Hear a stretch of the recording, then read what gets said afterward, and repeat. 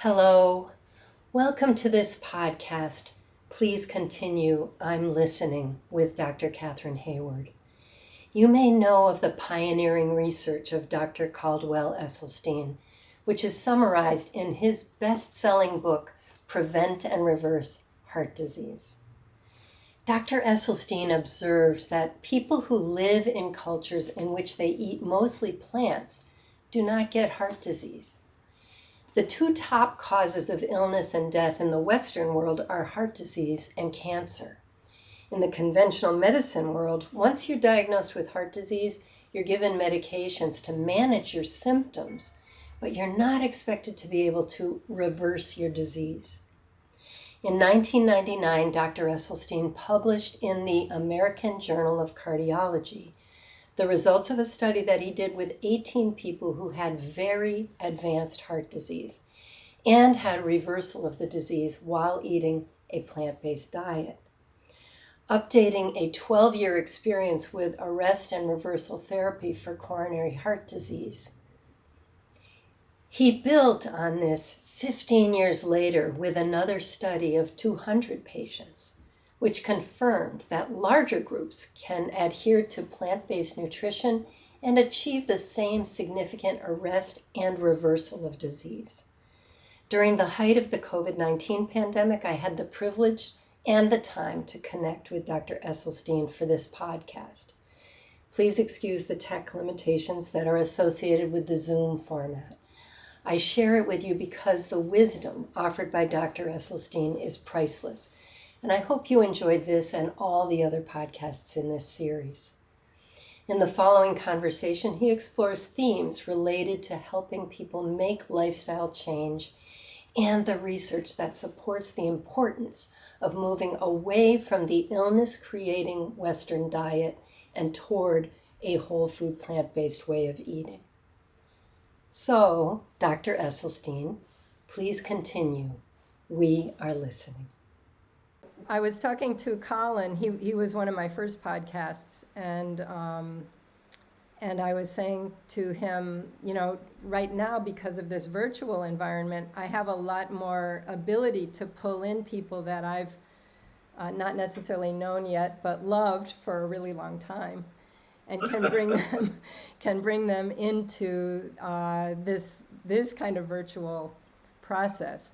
And so if you have time to go onto our website, I did send to Anne, I gifted you guys a membership so that you can go onto the website and see the programs. But we have artists and musicians and writers and people who work with energy, plenty of people in the whole food plant-based world, and plenty of people in the conventional medicine world who have a more holistic view of things, and then plenty of people in the movement world. So the work that you do and the work that your family members do and your team does is similar to what we do in International Integrators, which I think of as lifestyle work.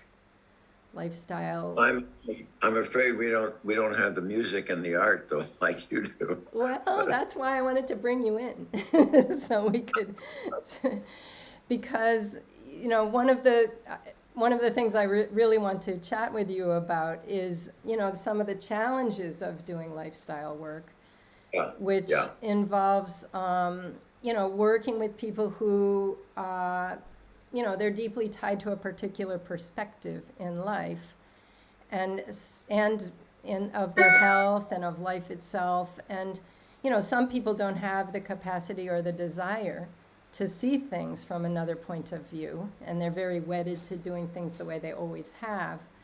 And then other people like you are open to saying, maybe my way of seeing is limiting me. And so when I read about your experience early on, about how you were thinking, gee, there are parts of the world that don't have breast cancer the way that I'm seeing it here, and there are parts of the world that don't have heart disease the way I'm seeing it here, that kind of got your curiosity going. Right. And when you get curious then you can open yourself up to seeing things that you didn't used to see. That led you to the 1985 study that you describe in your 2007 book, Prevent and Reverse Heart Disease. And so it's that curiosity and that way of thinking about lifestyle change that I wanted to begin our conversation with, if that would be okay with you. So talk to me about your perspective. You want to know how it started? Well, sure. Well, I went, after I went to medical school, I went to the Cleveland Clinic for my internship and surgical residency, and then I was in the Army for 2 years, and 1 year as a combat surgeon in Vietnam. When I returned, I was offered a position in general surgery staff at the Cleveland Clinic, and then I became chairman of our breast cancer task force, the head of the section on thyroid and parathyroid surgery. But it was in my role as the breast cancer task force chairman that I became increasingly disillusioned with the fact that for no matter how many women I was doing breast surgery, I was doing absolutely nothing for the next unsuspecting victim. This led to a bit of a global research, and it was quite striking to see that there were multiple cultures where breast cancer rates were 30 or 40 times less frequent than the United States. And if you looked at rural Japan in the 1950s, breast cancer was very infrequently identified. And yet, as soon as the Japanese women would migrate to the United States, by the second and third generation, they now had the same rate of breast cancer as their Caucasian counterpart. Even more compelling, perhaps, was in 1958, in the entire nation of Japan, how many autopsy-proven deaths were there from cancer of the prostate? 18. The most mind-boggling public health figure I think I've ever seen. But by 1978, 20 years later, they were up to 137, which still pales in comparison to the 28,000 who will die in this country this year from prostate cancer. So as this global survey was developing, it became apparent to me that there would probably be more bang for the buck if we could look at cardiovascular disease, because there were multiple cultures where cardiovascular disease was virtually non-existent. And I guess the dream became, if we could ever get people to eat in a way to protect themselves from having heart disease, they would markedly diminish the likelihood of having the common Western cancers of breast, prostate, colon, and pancreatic. And so that was sort of the baseline. And it took me a while to get the study underway, because I knew you just can't come back to the United States and say, everybody, I want you to start eating like these other cultures because you won't have any heart disease. That doesn't work. You got to back it up with science. So it was hard for me to get the study started because I was a cholesterolholic myself. I grew up on an Aberdeen Angus beef farm. My father had his first heart attack at 43. It was also a dairy farm, and there are a number of steps you go through in lifestyle change, well defined by Dr. Prochaska from Rhode Island. You go through the phase of pre-contemplation, contemplation, action, maintenance. So I was over here somewhere around contemplation when Ann and I were at a surgical meeting in New Haven in April of 1984.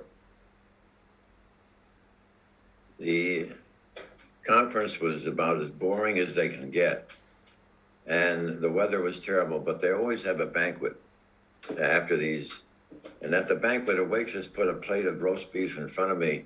The roast beef was so big it was draped over the sides. And I just took a look at it and shook my head. And Ann said, "You're not going to eat your roast beef?" I said, "No." She said, "Well, then I'll have it." Now, Ann's mother died of breast cancer at age 52.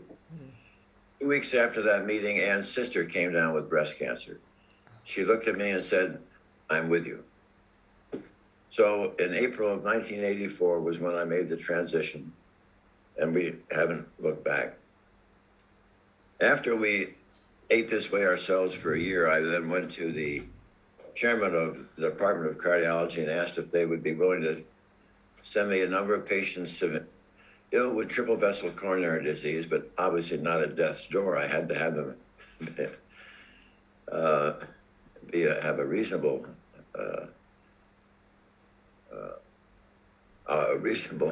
outlook. And but they were sick. My late brother-in-law used to say that Essie's program was made up of the walking dead. They had failed their first or second angioplasty. They had failed their first or second bypass surgery. They were too sick for these procedures, or they had refused. 5 were told by their expert cardiologists they wouldn't live out the year. Those 5 all made it to 20 years, and we began seeing some really exciting, striking results. And then I was hooked. I finished my surgical career at the clinic, but I was able to really stay with this. And when we began seeing some stunning examples of reversal, when I retired from surgery, I continued at the Wellness Institute, seeing patients who patients were never referred to me by physicians. They found out about what we did over the internet or some of the papers that we wrote, or they went to the internet. It really exploded when I was in a film with Colin and Campbell called Forks Over Knives. And somehow that struck a pulse, and we got a lot of excitement out of that, and a lot of patients came. And the thing that makes it so exciting for me is that when you truly look at where the seismic revolution in health is going to come from,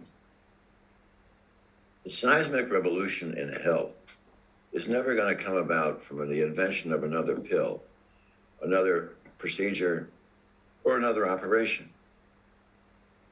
But the seismic revolution in health will come about when we in the profession have the will and the grit and the determination to share with the public what is the lifestyle, and most specifically, what is the nutritional literacy that will empower them as the locus of control to absolutely annihilate chronic illness, not just heart disease.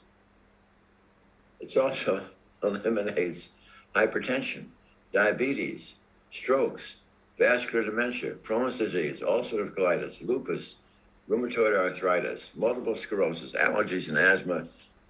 Medicine has never had a toolbox with such a powerful tool. I better keep quiet and let you. No. So one of the things that resonates with me when I have listened to you speak in your various venues is when we try to help people get to that place where they can make that change. You have given one word to a key ingredient, which I also have discovered over the years, and you call it respect. You call it respect. You say, I have to spend time with people in order. That's the only way you're going to get lifestyle change. You've got to show a patient respect. And the only way that I know to show a patient respect is to give them my time. And most physicians, when they see a patient, it's for 10 or 15 minutes.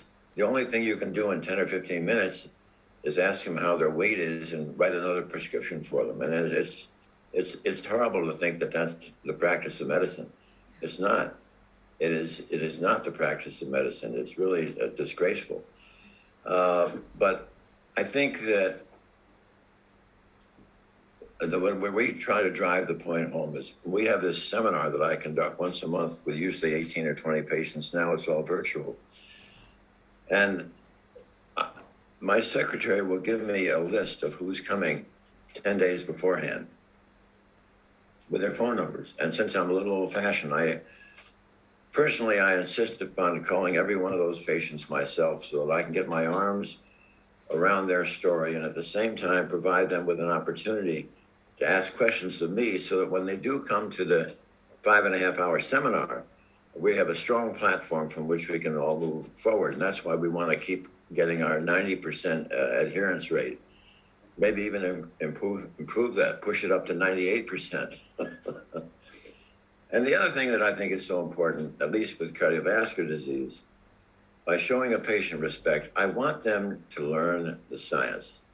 Now, no, I don't want them to have to learn every name of every molecule that's involved in the whole process, but I want them to get the big picture and understand that everybody who's an expert in this disease would agree that where this disease has its inception, its onset, its beginning, is when we progressively injure the life jacket and the guardian of our blood vessels, which happens to be that delicate innermost lining called the endothelium.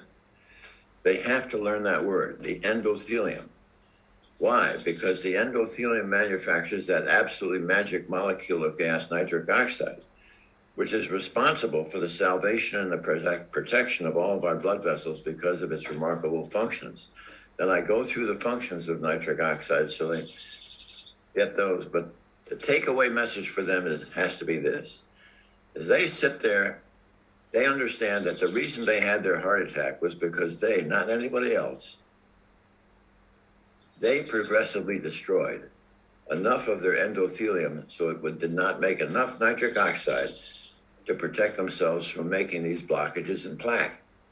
And they have to know that the exciting thing is that when they no longer injure their endothelium, it can make now enough nitric oxide to halt further disease progression, and we also often will see significant elements of disease reversal, which we show them. We show them the angiographic evidence of disease reversal, the reversal of pulse volume, the reversal of symptoms. We always have one or two successful participants who are part of the seminar, so that in addition to hearing the science, the practicality of how to acquire and prepare plant-based foods, they want to know if it works. And sure enough, there are these 2 or 3 participants who are extremely articulate, sharing their story with us. And so it really wraps up a nice little package that really they are so empowered to know that not a drug, not a pill, not an operation, but they themselves, what they do every day, they are empowered to annihilate this disease.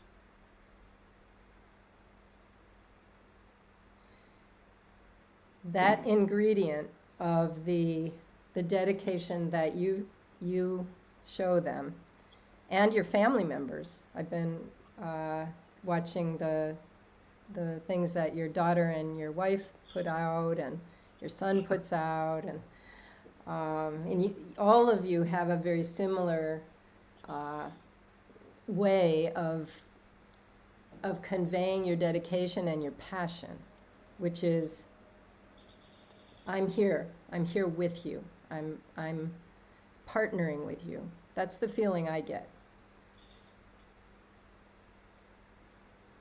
Well, it's a lot of fun. I should share with you because your audience is going to only hear half of it if I leave it at that. Namely, it's so important, I think, now to also share with patients that the endothelial production of nitric oxide is age dependent. You never heard of a boy or girl who is 8 or 9 years old having a heart attack. They've got nitric oxide coming out of their ears. But by the time you're 50, even if you're beautifully healthy, your endothelial production of nitric oxide is 50% of what it was when you were age 25. By the time you're 80, the endothelial production of nitric oxide is reduced by 70%.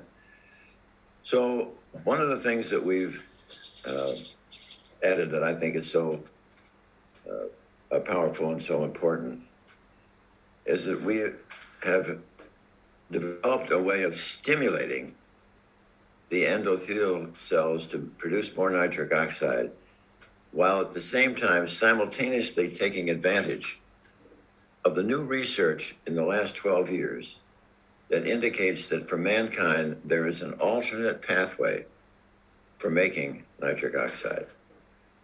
And that's why we get asked these patients to think about chewing six times a day a green leafy vegetable, roughly the size of half of their fist, after it has first been boiled in water, 5.5 to 6 minutes, so it's now nice and tender.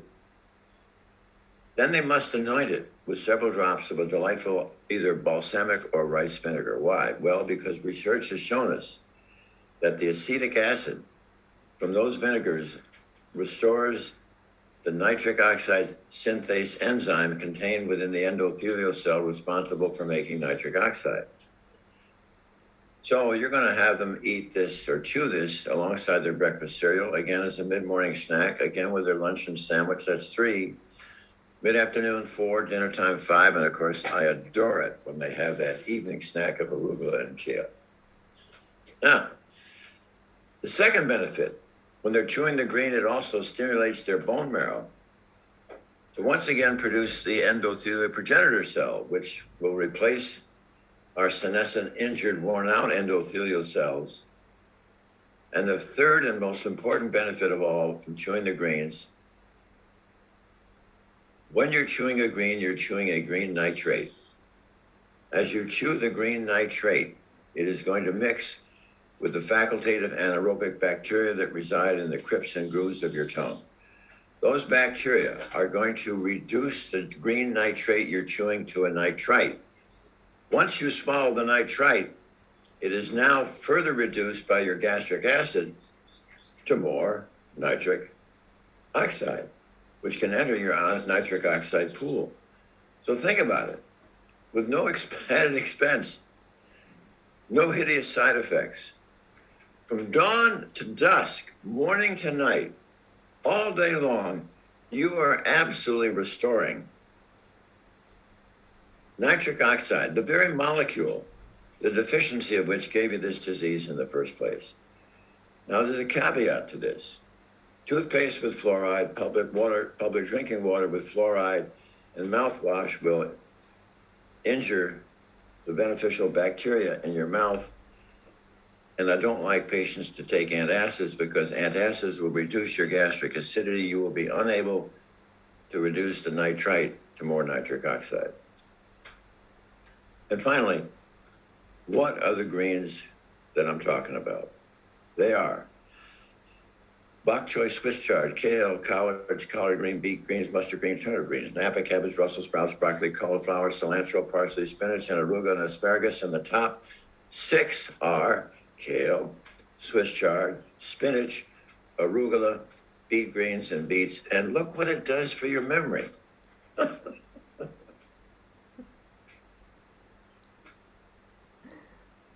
That's beautiful. I was reading something that you wrote when you were reflecting on 50 years of after the 1956 Olympic gold medal win. When you wrote about the motto that your team had, press on, regardless. Right. And I'm wondering if you could talk a bit about how that whole experience has resulted in where you are today. Well, the Olympic experience was with 8 other guys. Remember, there are 8 oarsmen and there's a coxswain. And the bonds that form in that sort of an endeavor are pretty amazing and pretty incredible. The loyalty that everyone feels to each other.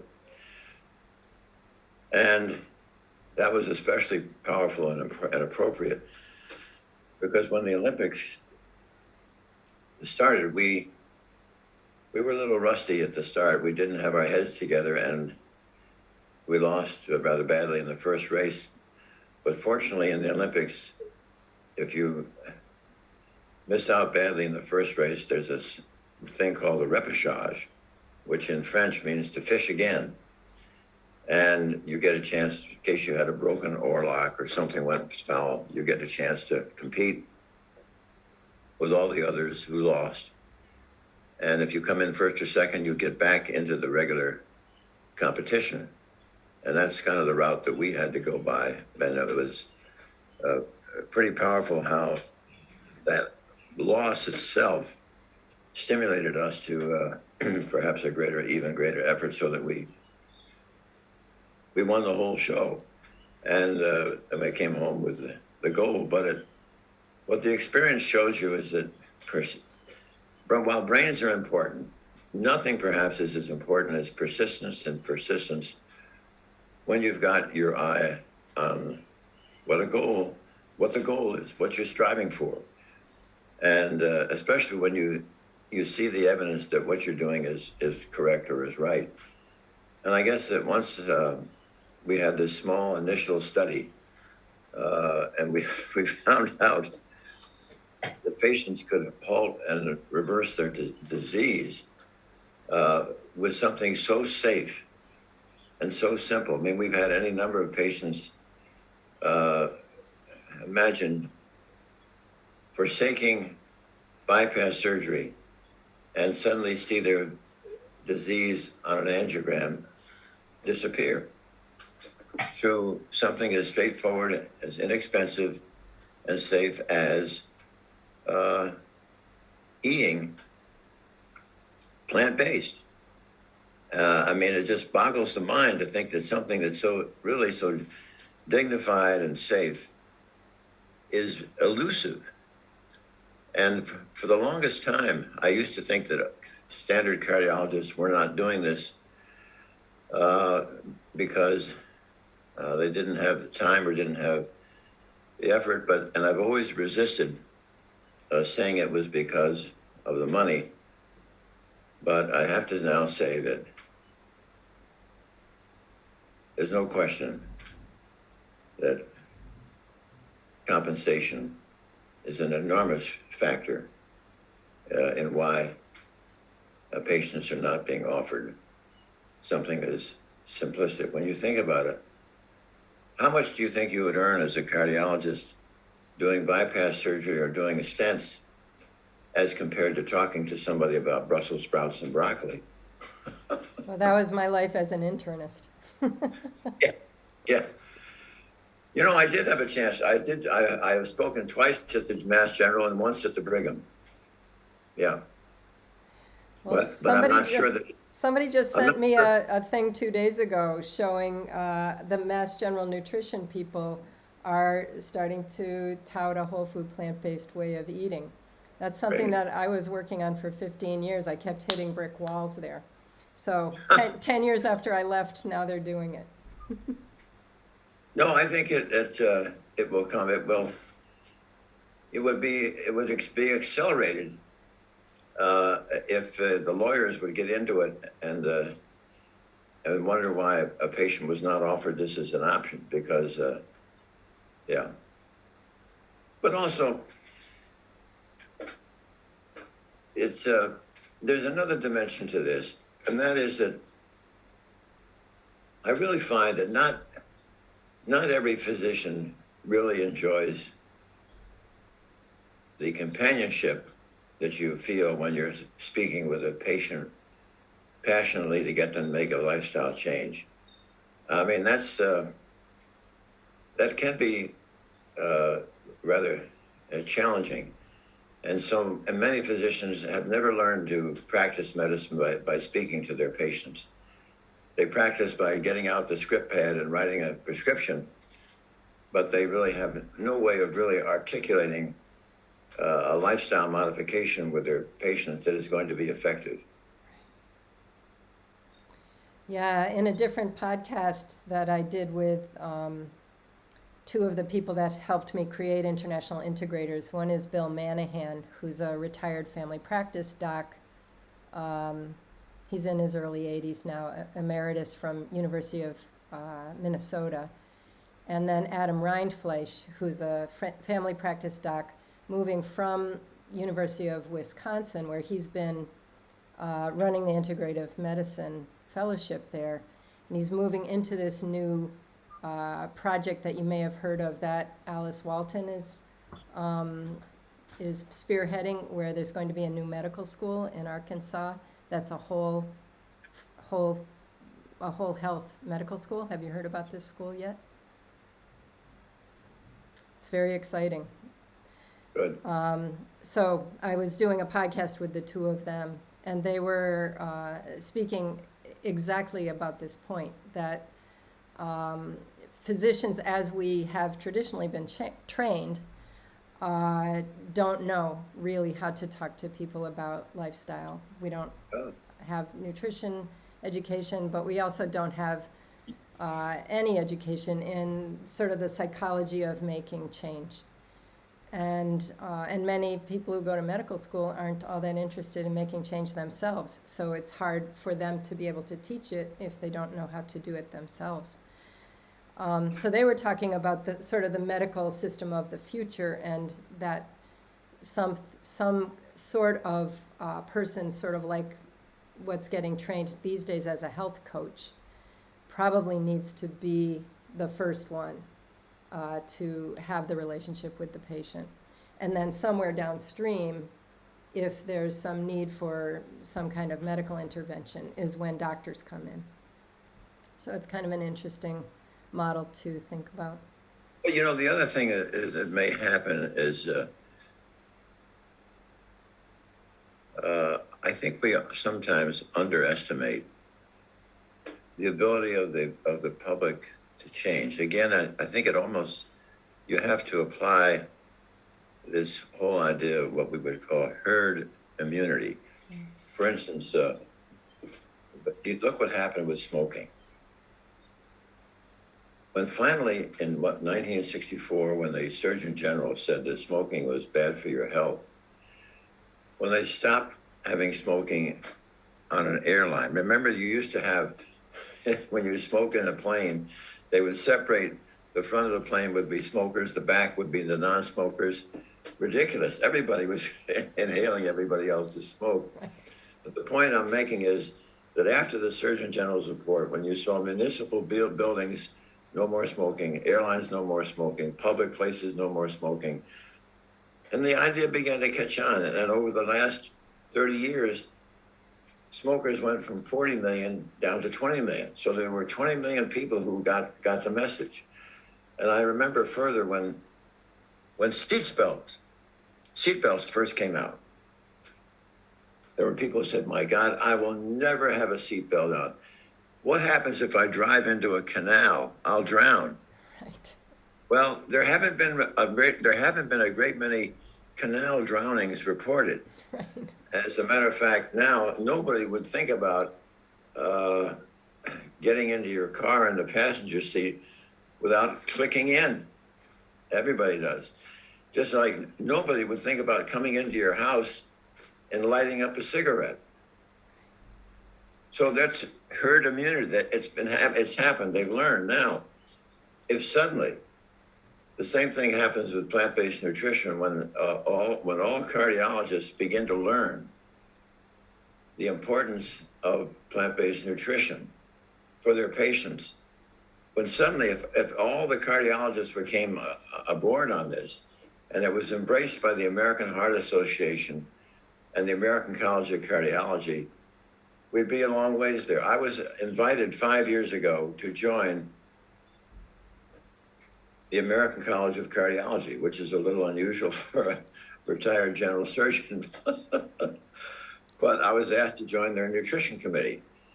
And one of the challenges that we have in the nutrition committee is to try to educate cardiologists about the causation of the illness that they've been designated to treat, because sadly, at no time in medical school, at no time in their postgraduate training do they ever receive education about the causation of the illness they've been designated to treat.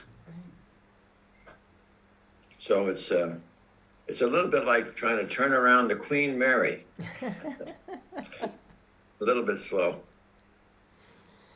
Well, your mention of herd immunity, that's become a term much more well known in the general public because of the pandemic. And it makes me think about, what you did with breast cancer, observing that there are places in the world where people don't have the breast cancer rates that they have in the States. People don't have the heart disease rates that they have in the States. That we've got a similar thing going on right now with COVID, where there are certain countries that are doing really, really well with COVID. I just did a podcast with a couple people in New Zealand a couple days ago. Yeah. New Zealand is amazing. And there's so much we could learn from what they have done.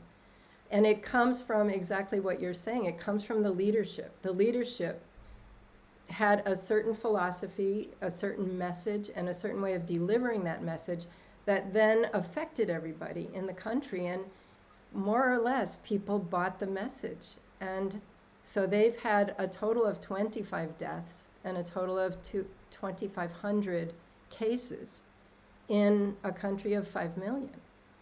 And they have almost no vaccine yet because it hasn't made it over there yet. But their lives ever since a year ago, June, have been normal. They wear masks on public transportation, but otherwise, they're living lives as if it were pre-pandemic. Right. Why we're not looking at that? I mean, here in Europe, we don't even have vaccine practically. You guys are getting it more than we are. But why Europe and the United States are not looking at those kinds of examples makes me think about you looking at breast cancer, looking at heart disease back a few decades ago. I think it's very similar. I agree. Yeah, for sure. So press on regardless makes me think about in Plant Pure Nation, which you appeared in, and I was actually in it as well, giving that same message that you just gave a few minutes ago about how if you're a doctor with a 7-minute visit, what can you do? You can write a prescription. Reminds me of the saying in that film where that was taken from John Adams, which is the truth is a stubborn thing. It doesn't go away. Well, I think Walter Lippmann said that the touchstone of sanity is the truth. Yeah. So, nevertheless, we persist. Press on regardless. Yes. Yeah, the medical schools really have to do a better job as well. I mean, it's in medical school, it is so competitive to get chunks of time that the medical students will have. The faculty are so competitive for medical student time that to try to crack the barrier and get something as practical as teaching them about nutrition and the causation of the diseases that are related to that. When you think about really all the common chronic illnesses are something that we could absolutely vanquish if we could get that vital education out there. I mean, even the National Institutes of Health, for instance, this is what Colin Campbell's concerned about, is they don't have an institute on nutrition. And Helen, what are the 3 things you really need in life? Air, water, and food. And they're so important, they're not even talked about. Yeah. What do you do when people attack you? Well, I smile and I'm delighted, because when that happens, that means there's going to be a discussion. We're going to get things out on the table. I'm delighted when people, I guess it was, when was the most recent? Maybe you've heard of the Predimed study that came out of Spain. Uh, yes, I have heard Well, that. whenever somebody says that the title of that article in the New England Journal was something like the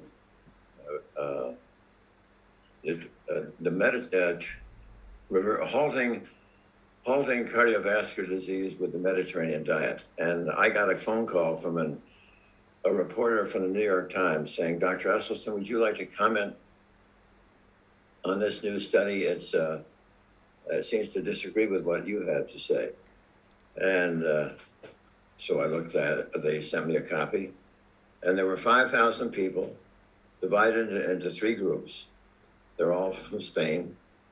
And to be a member of this study, it was important that they not have any evidence of having cardiovascular disease.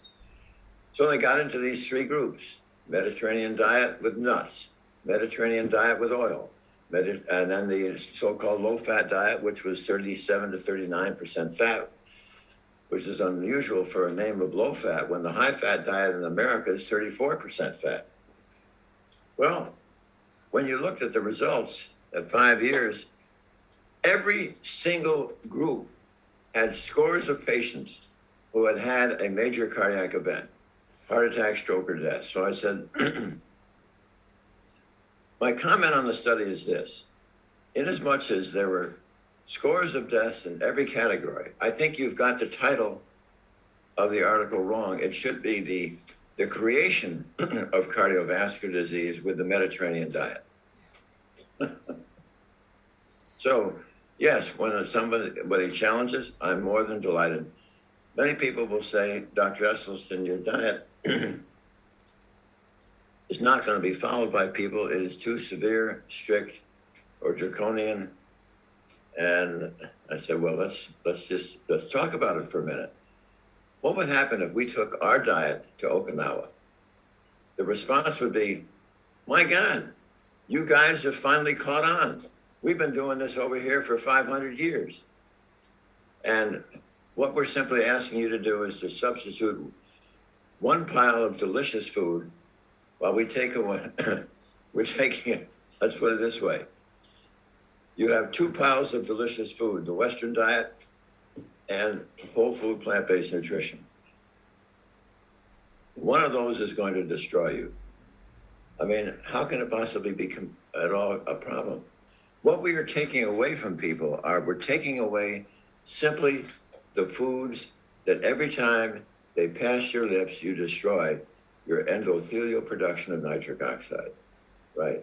So we take away what? We take away oil, animal protein, dairy, and sugary foods. Right. What does that leave you with?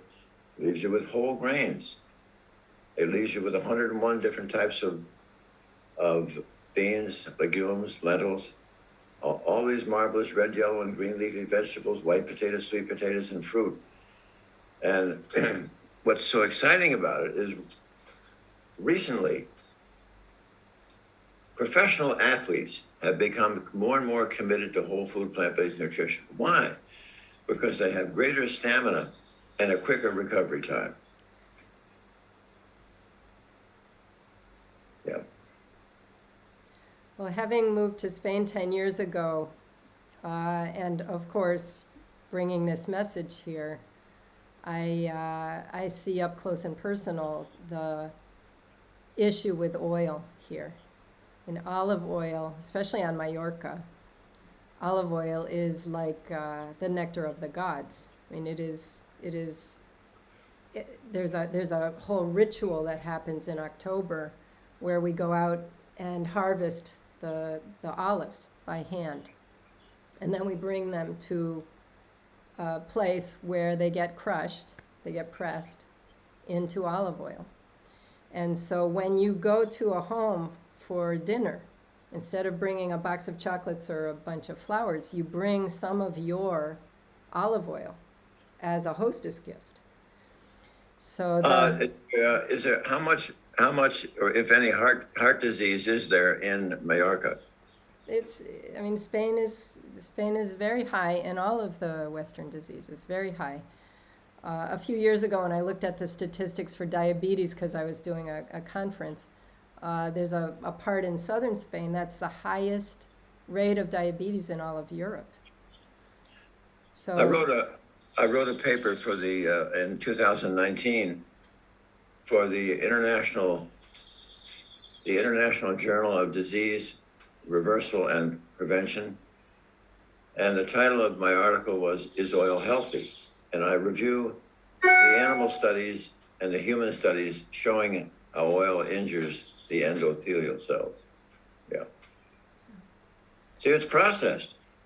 The closer you get to food being processed, then you've got something that's going to be problematic.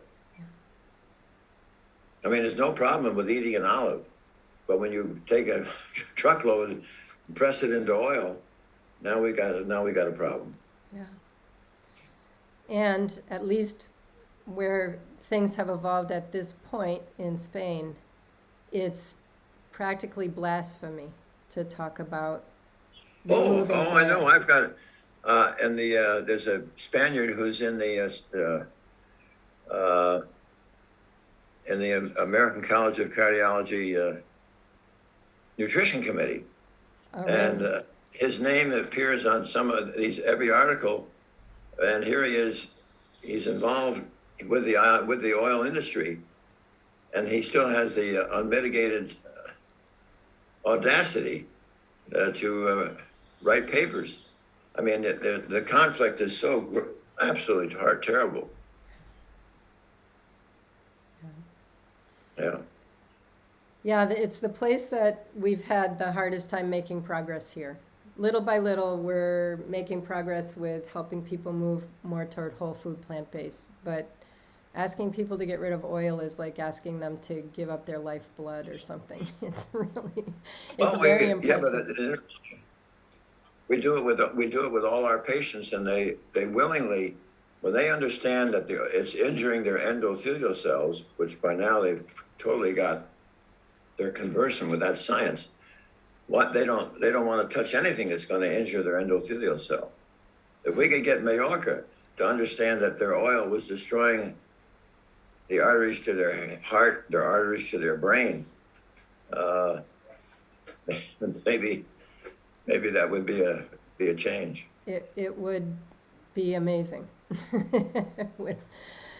Because there's such a cultural, it's cultural ties. You know, you walk in the woods with Mallorcans, you walk up in the mountains, and there are these ancient olive trees that you can see the evidence of old terracing. When people used to just live in the mountains, they didn't even have cities, they just lived there. And these trees have been there for, hundreds of years. And there's this really strong heart tie to the ancestors who cared for these trees, who pressed the oil in the old way with the donkey going around the stone. Yeah. And there's a real emotional piece to this that is quite striking for me as an American who, I grew up using oil, but, just because that's what you stuck in cakes and things. But I didn't have this identity with it that I see in people here. Yeah. It's really quite striking. Well, yeah.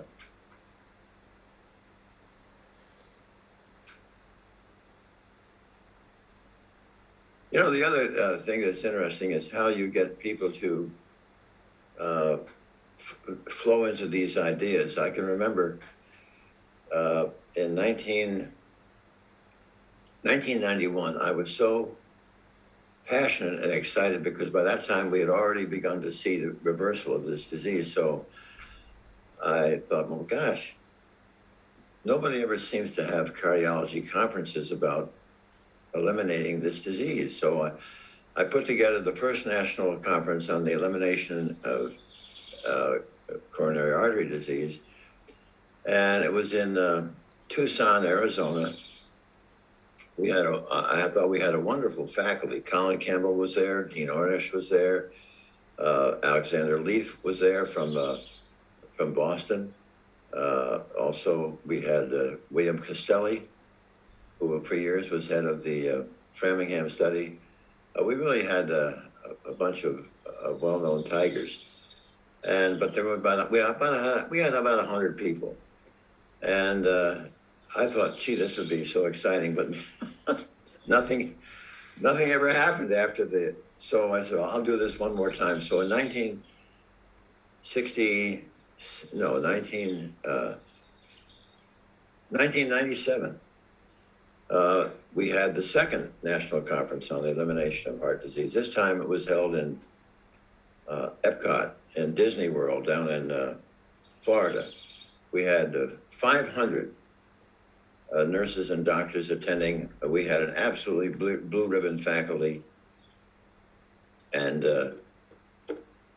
afterwards, nothing happened. I mean, it was as if we had this, and nothing was propelled. So, I think in all honesty, because of the extent that the science now is so powerful. I don't know, are you familiar with the study called ischemia? Yeah. What ischemia did was it backed up earlier study like Courage by Bill Bowden and Orbita from the United Kingdom. And what ischemia has done, and I'll mention it a little bit because some of your people who listen may not be familiar with it. This was a study of 5,000 persons who were possibly candidates for either stents or bypass, or perhaps even optimal medical therapy. So they were divided into these three groups: optimal medical therapy plus bypass surgery, optimal medical therapy plus stents, and then optimal medical therapy alone. At the end of 5 years, between the three groups, no significant difference. What an enormous threat. Now, and this is what we found in our practice. If a patient will come to us who's been told they have to have a stent or a bypass and they're elective, they never have to have it. Yes, if there's an emergency, a stent could perhaps be life-saving. But right now, the challenge is that this is an enormous conflict. Whole food, plant-based nutrition is an enormous threat to the cash cow of cardiology. And that's a huge hurdle to overcome. Yeah. Yeah, as you've pointed out in numerous ways, written and spoken, the economic incentives for not only people in the medical system, but people in the pharmaceutical system, people in the political system, people in the agricultural system. It's like a tsunami.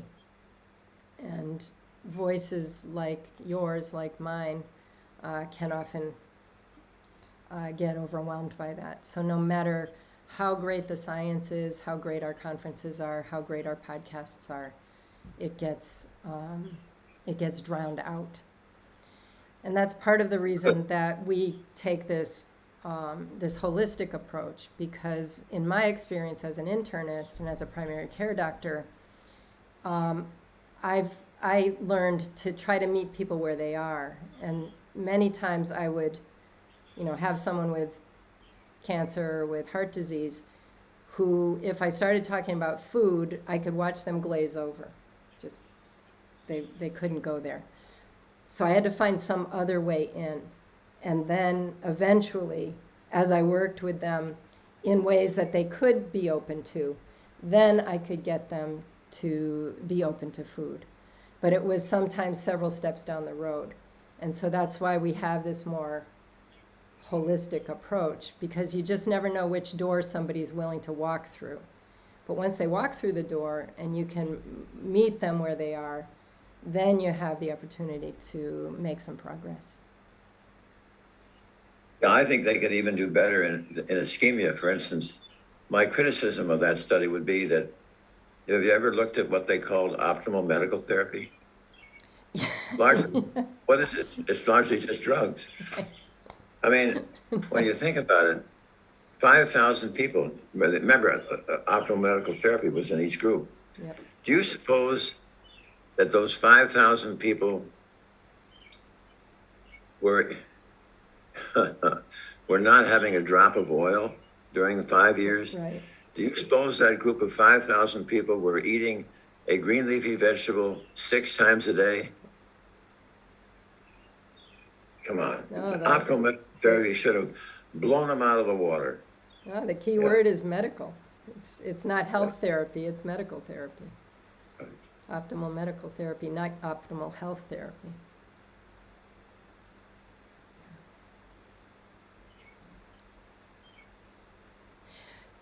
What are your thoughts about whole food plant-based eating and either mitigating the effects of getting COVID or recovering from COVID, or perhaps even protecting from getting COVID?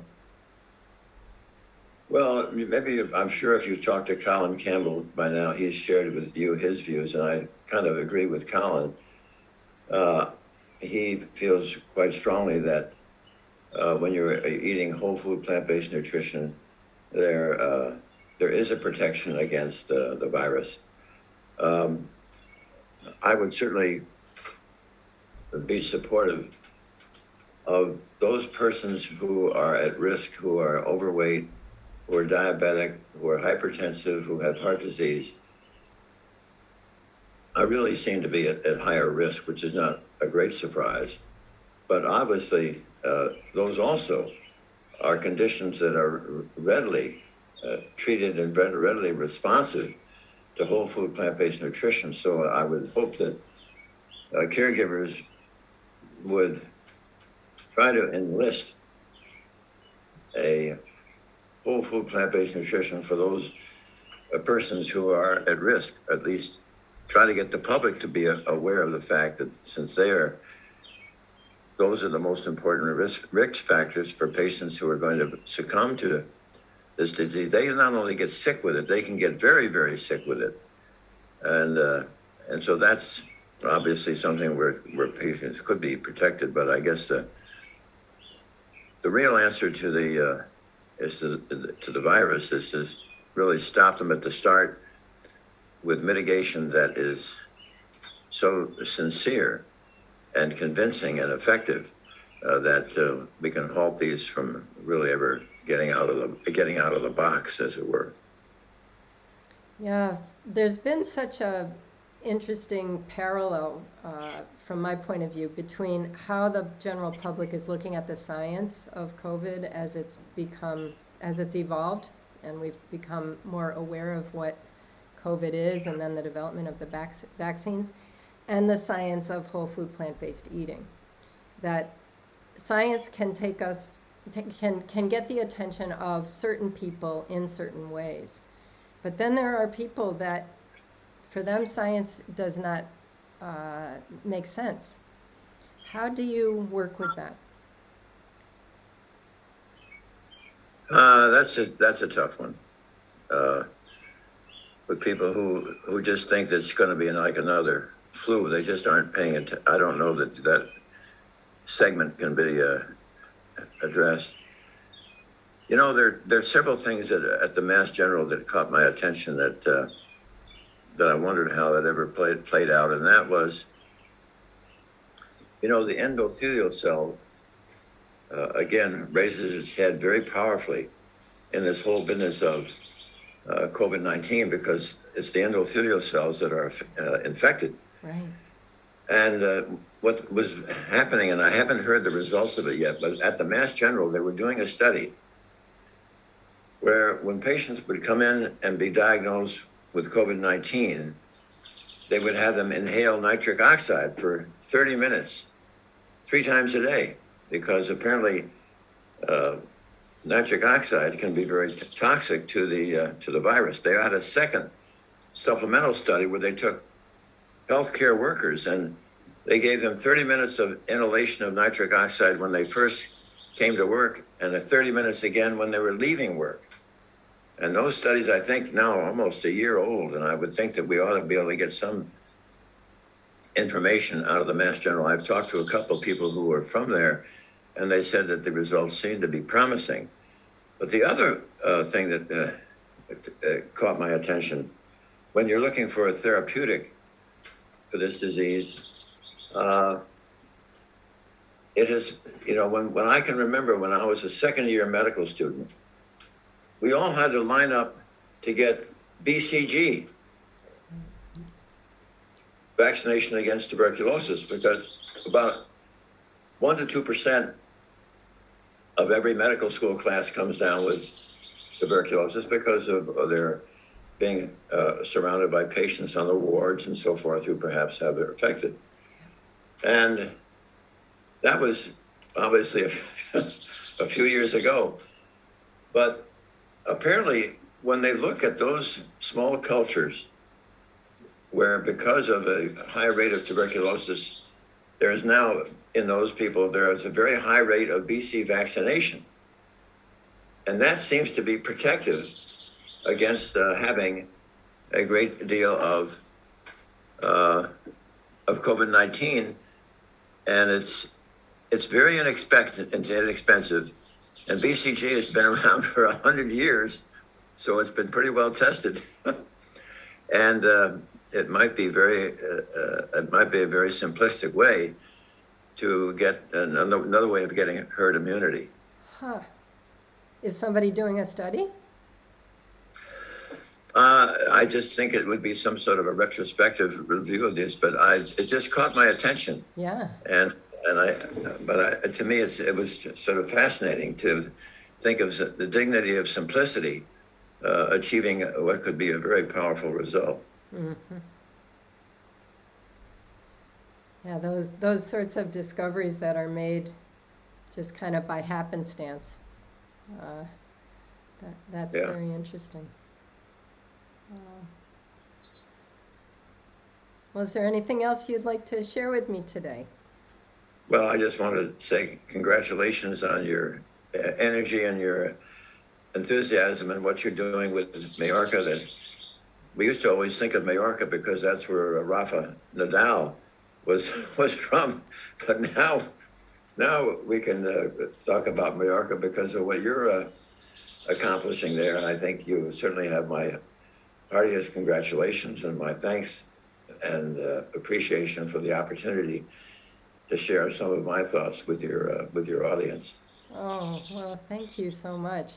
Yeah, Rafa Nadal is a big inspiration on this island. He and his family are very highly thought of. My grandson, who's 16, goes to the Rafa Nadal school. It has sort of two tracks, a tennis track and then a regular academic track. And it's the only school on the island that prepares you to go to university in United States if you want to. So you can take SATs and all of that, whereas most of the other schools here are in the British system. So, well, shortly he'll be playing in the French Open pretty soon. Huh. Yeah. Well, my grandson has been whole food plant-based since he was in utero.